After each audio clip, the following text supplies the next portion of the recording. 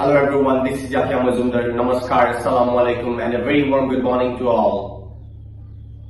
Dear viewers, nature is sending us a clear message that we are harming the natural world to our own detriment. Climate destruction is getting worse. Fires, floods, and droughts are super strong and more frequently occurring and damaging.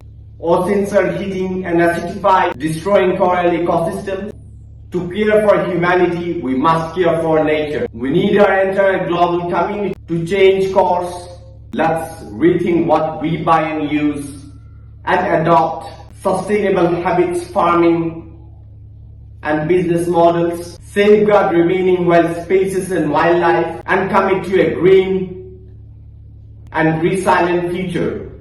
As we want to build back better future, let's put nature where it belongs to. At the heart of our decision making on this World Environment Day, let's put nature on first.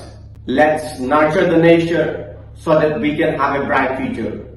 Thank you and have an incredible day. Namaskar.